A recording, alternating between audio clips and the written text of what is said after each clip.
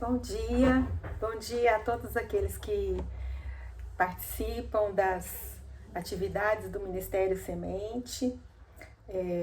O meu nome é Suzy Amâncio Gonçalves de Roures, sou membro da Primeira Igreja Batista em Goiânia e sou professora de Psicologia do Desenvolvimento e Aprendizagem da Universidade Federal de Goiás para os cursos de Psicologia e os demais cursos que necessitem de discussão nessa área.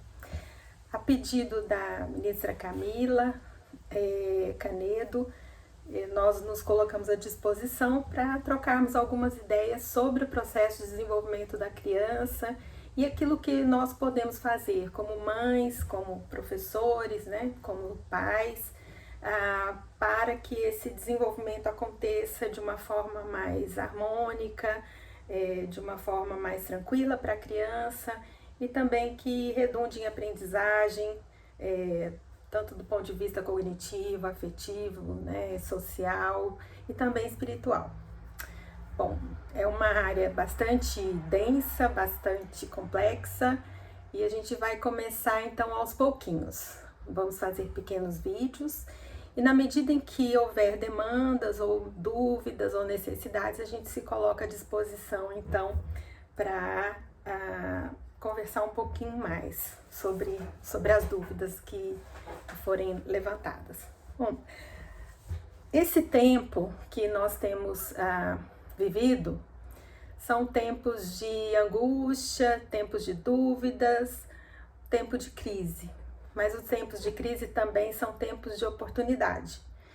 E essa oportunidade que muitas famílias estão experimentando de conviver com seus filhos de forma intensa, sem distrações externas, né? Quase que numa atividade mesmo circunscrita ao ambiente do lar em confinamento, né? Eu acho que esse momento também é um momento único de aprendizagem para a família, um momento único de formação de vínculos, um momento único em que nós podemos aprender sobre a criança, conhecer a criança um pouco mais, nos conhecermos também como educadores, né?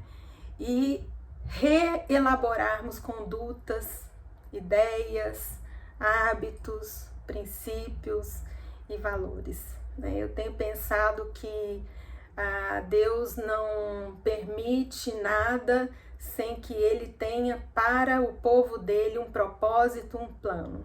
Então, que a gente possa aprender desses tempos, né? Com aquilo que Deus nos permite. A primeira coisa é que nós temos que entender que o desenvolvimento da criança não é linear. Ele tem um caráter normativo porque o desenvolvimento ele obedece princípios universais, principalmente quando se diz respeito ao desenvolvimento físico e psicomotor, né?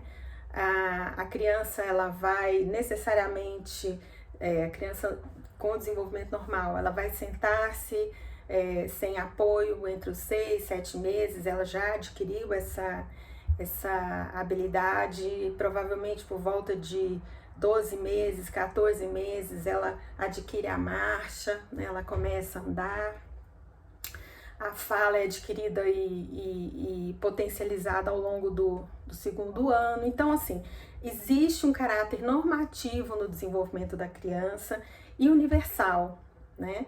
Em sequências que são universais. Todas as crianças vão passar por aquelas fases obrigatoriamente, né? Essas fases, elas representam um momento ótimo, ou que a gente chama um momento de prontidão para o desenvolvimento dessas determinadas habilidades ou dessas determinadas competências, né? Motoras, psicológicas, afetivas, sociais. E são fases que nós precisamos aproveitar para que a aprendizagem da criança seja mais efetiva e seja de fato, né, o desenvolvimento se dê de uma forma integral e positiva para a criança. Mas isso não quer dizer que o desenvolvimento seja linear, né? ou que ele seja obrigatoriamente pautado por um caráter quase que automático, né?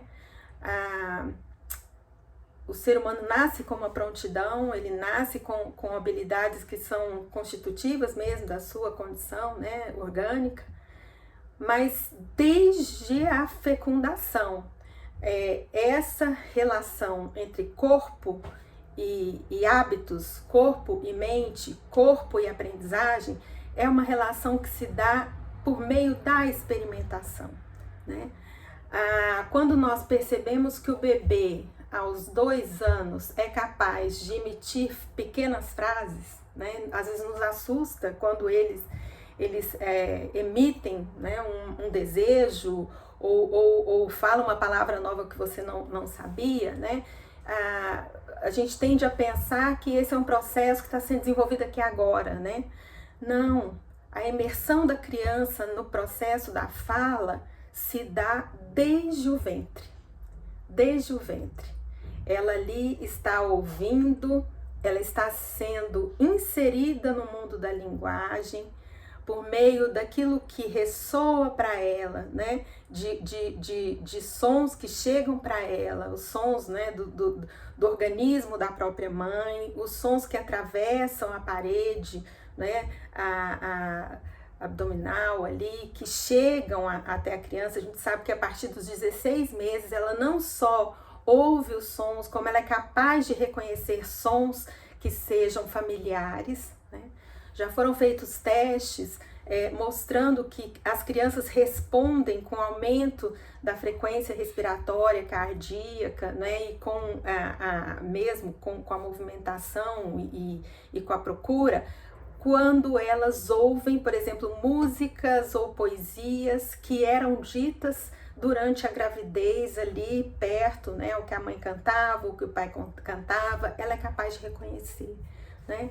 Então isso nos diz que a criança está imersa no mundo da aprendizagem desde a sua concepção.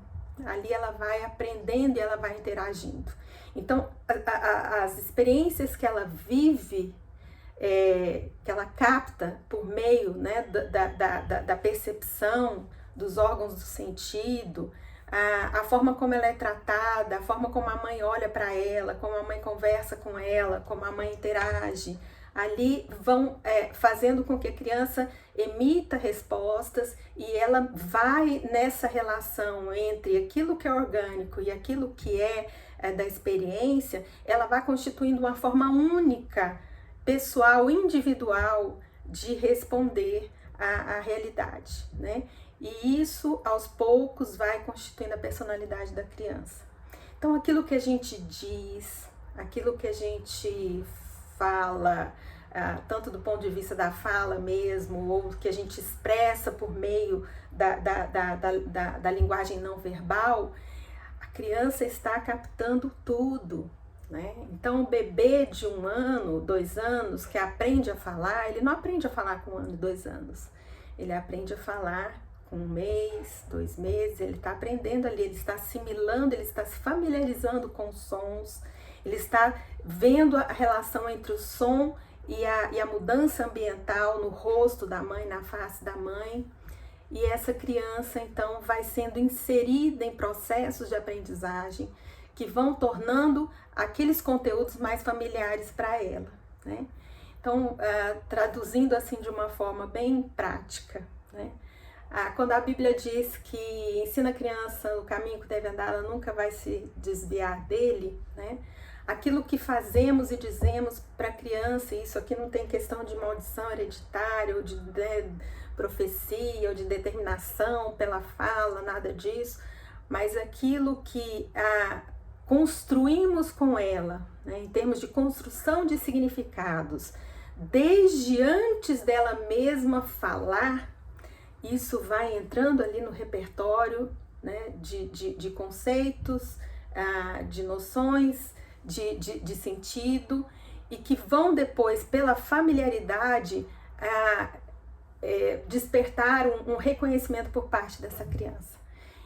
Então, orar com a criança, cantar com a criança, falar sobre princípios, né? Sobre verdades que queremos que elas aprendam desde o nascimento, né? Nós podemos fazer isso e teremos mais tarde a condição de colhermos frutos, né? Eu encerro aqui a minha primeira fala e logo em seguida nós vamos conversar um pouquinho mais sobre o desenvolvimento dessa inteligência e quais seriam, né, os gatilhos ou os momentos de prontidão que estariam envolvidos na construção mesmo desse processo da inteligência, o processo cognitivo, o desenvolvimento intelectual da criança. E a gente vai conversando. Se vocês tiverem dúvidas, podem também mandar para Camila ou para mim, e a gente vai então se direcionando no sentido daquilo que vocês gostariam de saber e de ouvir. Que Deus nos abençoe. Um grande abraço.